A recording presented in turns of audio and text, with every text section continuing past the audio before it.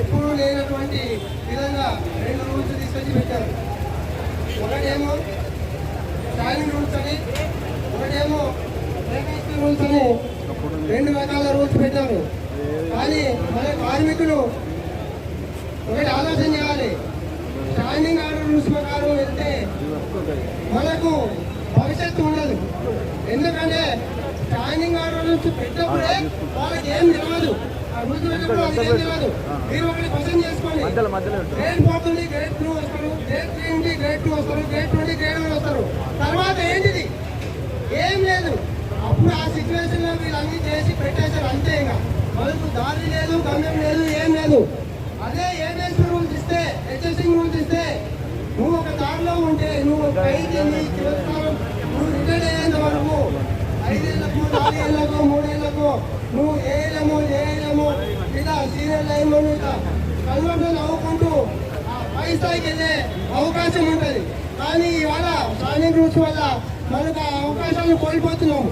ఇంకోటి ముఖ్యమైన దుర్మార్గం ఏంటంటే ఏబిఎస్ రూల్స్ వాళ్ళు చనిపోతే ఎవరైనా కూడా వాళ్ళ కుటుంబంలో విద్యా అర్హతను బట్టి జాబ్ ఇస్తున్నారు.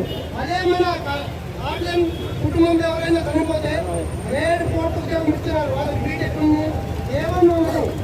గ్రేడ్ 4 ఉద్యోగం ఇస్తున్నారు. గ్రేడ్ 4 అంటే ఏంటి? చివరి ఉద్యోగం. వారు పై స్థాయి కావాలంటే వాళ్ళ లైఫ్ అంతా వాళ్ళు ఇక్కడే నాశనం అయిపోతుంది. సమస్యకు ఇక్కడ ఉన్న వాళ్ళందరూ 20 సంవత్సరాలు 30 సంవత్సరాలు కాంట్రాక్టర్గా సమస్యకు సర్వీస్ చేసి ఈ స్థాయికి వచ్చారు.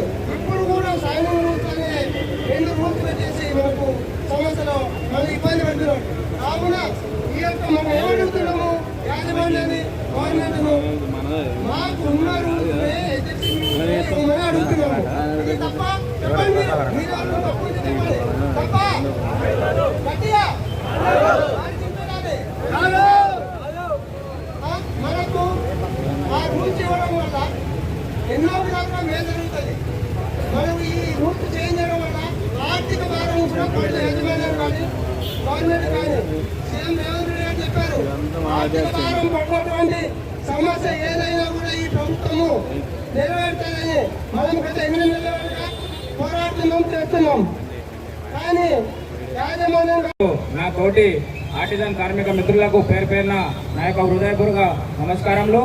మిత్రులారా, మనము ఇక్కడికి వచ్చిన విషయం మనందరికీ తెలిసినదే. ఈ నెల 14వ తేదీ నుంచి మనం తలపెట్టిన నిరవధిక సమ్మెను మనం ఏ విధంగా మోటివేషన్ చేసుకోవాలో ఆ విధంగా చేసుకుంటూ ముందుకెళ్తున్నాము.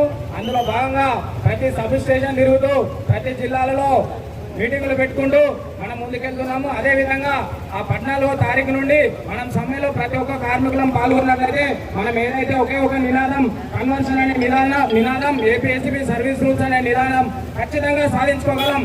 మిత్రులారా, మనం ఐకమత్యంగా పోరాడితే మన హక్కులను మనం ఖచ్చితంగా సాధించుకోగలుగుతాము అనే విషయాన్ని మాత్రం మనం మర్చిపోకూడదు. ఒకే సంస్థ ఒకే రూల్ అనే నినాదాన్ని మర్చిపోకుండా అదేవిధంగా మనము ఈ సమ్మెలో పాల్గొన్నట్లయితే అతి తొందరలో మనం మన కన్వర్షన్ సాధించుకుంటాము. ఈ అవకాశం ఇచ్చిన పెద్దలకు నా యొక్క నమస్కారం.